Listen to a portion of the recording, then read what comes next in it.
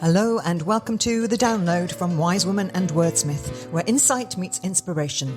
A space for creatives, dreamers and visionaries ready to spark new ideas, ignite purpose and reimagine possibilities. Here we share downloads of wisdom, stories and strategies to help you thrive in your creative journey. I'm your host, Jill Marshall. Tune in, connect and let the magic unfold. Show you tomorrow. Welcome back to The Download. This is a milestone episode, number 25, a silver moment if you like. And maybe, fingers crossed, we're clocking in at around 500 listens overall.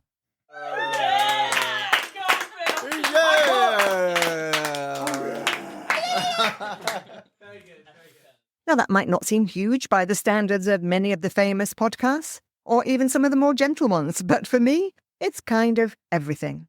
Because this is a project that started from absolutely nothing.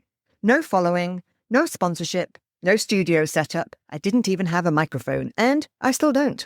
But it was just an idea, a nudge, one of those quiet, unmistakable urges that says, make this, try this, see where it goes. And that's what today's episode is all about. Following that urge to create something from nothing. Letting an idea become an experiment. Letting the unknown elements of that experiment become a playground. Letting a download, like this one, become the start of many more. You know, we often think we need to master the entire staircase before we take the first step. But the truth is, the universe only ever hands you the next stair, the next rung on the ladder, and we take these little steps to prime our muscles for the big leap. So how about that leap into the unknown? When I launched the download, I didn't do it because I had a detailed plan. I did it because I was learning. I was in the process of discovering how to produce podcasts in preparation for creating one for someone else, specifically for the new niche podcast for my client, That Retail Property Guy. I was figuring out platforms, editing software, scripting styles, publishing systems, the whole shebang. And I realized that the best way to stay ahead for my client was to be in it myself. So I started a second show, this one, and I set myself the challenge of doing everything in my own podcast that I would need to do in theirs, only 1 week ahead of their schedule, literally one step ahead, so that if I cropped up in any way, I'd do it on my own time, on my own thing, rather than a client's. And in doing so, I stepped into a new part of my own creativity that I hadn't expected to uncover. Even with a background in global communications, corporate content creation, and of course significant writing and editing experience, there was something refreshingly unfamiliar about podcasting. It was technical, yes, it was strategic for sure, but it was also, and still is, wildly creative, far more than I expected. Writing, narrating, shaping an idea into an arc, it's fun, really fun. Even more fun was using my voice at a time when I thought I might have lost it completely. Have a listen to my episode on the silencing of women if you're not sure what I'm on about. Again, really, really fun. So this podcast wasn't just an experiment. It became its own thing, a space where I could explore ideas freely and, let's be honest, where I could download in real time what life, work and the universe seemed to be throwing my way. You can actually track that journey through some of the earlier episodes, like in the episode When the Universe Answers Your Questions. That one was all about the uncanny timing of inspiration, how you ask something silently and then the answer just shows up, sometimes in conversation or in content, sometimes in complete coincidence. The idea of listening, of paying attention, has become a recurring theme throughout the show. Or take the episode where I looked at how we navigate uncertainty, or where I talked about creative burnout and what's waiting underneath it. Every one of those episodes was its own little leap, and together they made this one possible. Because this 25th episode is really a reflection of them all. When you follow one download, others follow. There's a ripple effect. Like when you finally say yes to an idea, the universe starts handing you the next piece and the next and the next. You see this in science all the time. Newton's laws sparked the Industrial Revolution. Einstein's theories opened the door to quantum physics. One insight doesn't just sit on its own, it sets off a chain reaction. The same thing happens in the arts. Think about how Nina Simone's music influenced Lauryn Hill, or how David Lynch, after one dream, created the entire surreal world of Twin Peaks, which became several seasons, ignited many careers, and became a cult reference for millions of viewers. When you give yourself permission to explore one impulse, it can become a portal to many more. This show has been like that for me. One idea would lead to another. One episode would make me think about a conversation I had that week. A creative download is like a seed. At first it's small and self-contained, maybe a little mysterious. You don't know exactly what it will grow into. You just know that it needs to be planted. So you plant it, you act on the idea. Maybe you start a podcast, write a post or a book, pitch a project, or hit record. That seed pushes through the soil and it becomes a sprout. It takes shape. Then you learn, you build, and you keep showing up. And something beautiful happens. Branches start to form.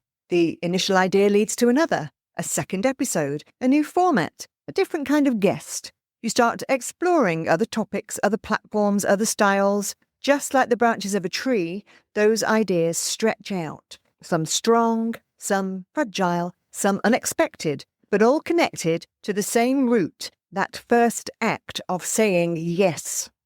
And just like a tree, one branch leads to others. Ideas beget ideas, I promise you. Every time you follow one, you create space for more to grow.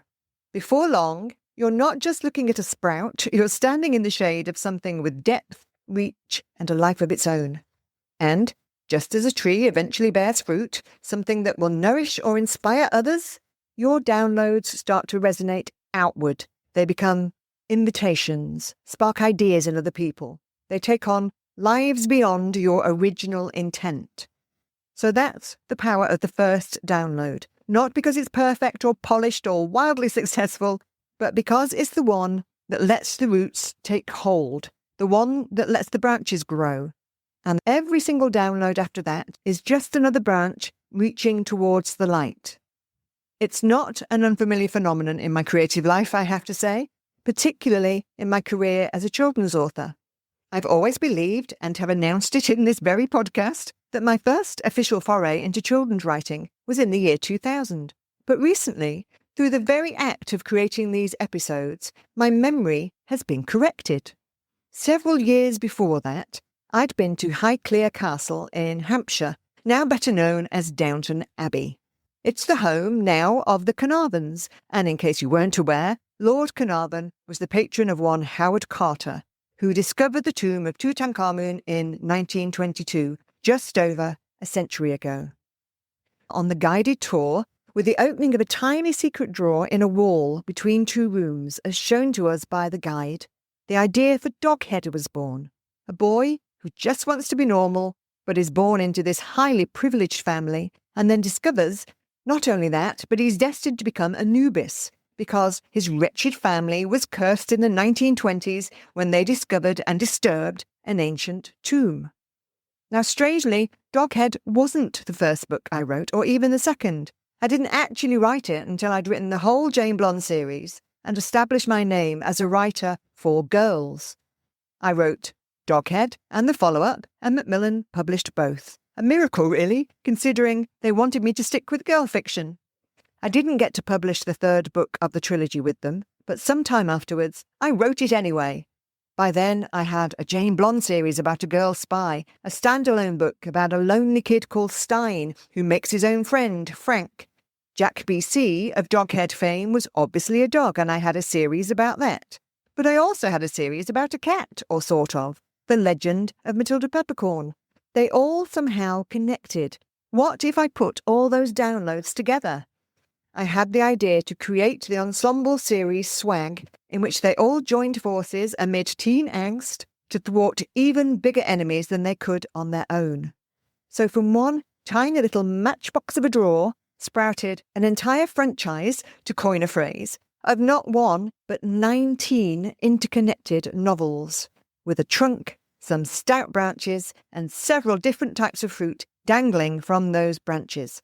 A tree that's grown from one simple seed over almost 30 years, rather like the Mission Impossible franchise. Not the only Mission Impossible connection here, because that memory of going to Highclere Castle was prompted by another memory that came back to me very recently after I watched Mission Impossible Final Reckoning, twice actually. If you haven't seen it, it's got some Easter eggs in it of previous films, which took me straight back to when I saw the first Mission Impossible film. What I remembered was not the film itself, but the fact that I'd gone to see it with a really cool friend of mine in the middle of the day during a summery week in the beautiful city of Winchester in the UK, where I lived for many years. I remember that either one or both of us was pregnant, as our daughters are roughly the same age. I definitely was, and I remember coming out of the movie thrilled and uplifted and giggling, and then that friend driving us pretty fast around a suburban multi-storey car park in a reasonably priced car, like Tom Cruise at Top Gear, with a tiny squeak of tyres, while one of us sang, dun dun da da dun dun da da, and the other cried, da da da da, before we both howled with laughter, and then slowed down sedately for the exit barrier. It was a very, very fun time, and I'd love to see what it looked like on the security footage. And recalling that very fun time brought into clear focus another trip, possibly in that same week, to Downton, formerly known as Highclere, and the planting of another creative seed destined for a 3-decade arc. A download that led to a download that led to many creative downloads. Now, let's talk about numbers for a second. 500 listens. 1 lone subscriber on YouTube. God bless them. Modest metrics, although actually pretty good for podcasts when most people drop out after 3 episodes and very few even make it to 10, let alone 20, and let alone 25. Where an episode that has 30 plus listens is in the top ranking for a new podcast, and I do have several of those. Whatever the numbers, though, they don't capture what's really going on here, because every one of those listens was a moment someone chose to be present, to listen in, to maybe even reflect, and that is huge. So no, this isn't a viral show, but it is a real one, and to me, that matters more. There's something deeply affirming about creating, not for applause, but because something inside you says, make this.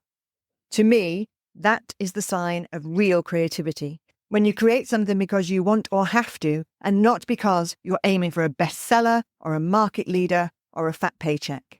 This is where I'm lost with all those YouTube ads proclaiming that so-called authors are earning millions on Amazon with fiction they haven't even written themselves. What is the point of that? You're missing the best part, which is the creation itself. I also discussed the danger of metrics for measuring success in my episode about cold feet writers Mike Bullen and David Nichols. I won't go into all again here, but comparing apples and pears in numbers, stars, and increasingly manipulated reviews is never really going to give you a fair indication of meaningful success. Because if there's one thing I've learned over 25 episodes, it's this. You don't need a massive audience to make something meaningful. You just need to make it. The rest will come. Or it won't, but the magic happens either way. So here we are, 25 episodes in. A communications background put to new use, a client podcast that led me to my own, a download that became an invitation, that unexpectedly became not just available on podcast platforms, but is now a YouTube channel with associated guides and visualizations called The Download Connection. How did that happen? 1 subscriber, but how? How did that happen? I'm thrilled to the core with it and how that original thought inspired it all. And with the feedback I've been having, I'm about to focus on some of the content that has sparked comment and curiosity, and I'm going to turn those into something that interested parties can connect with even more deeply and personally. And that's what I hope this show is for you too. Not just something to listen to, but something that opens a little window, that makes you think, I could do this, or maybe I should follow that idea I've been sitting on. Maybe I should just create something for the hell of it, because it might be fun. Because every download we follow, whether it's starting a project, learning something new, or simply paying attention to what the universe is saying, makes space for more to come through. So, whether you've been listening from episode 1 or this is your very first time here. Thank you for being part of this experiment with me. This episode is a celebration of what can happen when you say yes to the unknown, when you follow the quiet voice, take the small leap, and trust that something will catch you on the other side.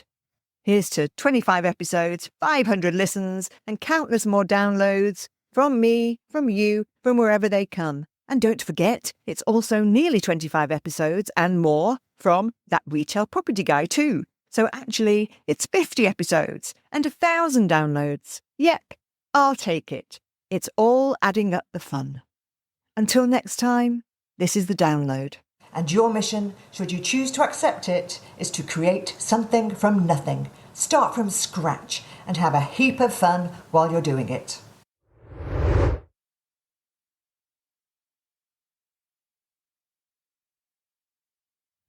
Thanks for tuning in to the Download podcast. Feel free to like, comment and share and all of that good stuff. And for more about my books, coaching and business services, please check out wisewomanandwordsmith.com. Also, I'd love to hear more about your own intuitive hits and downloads. So do find us on Facebook, YouTube and more.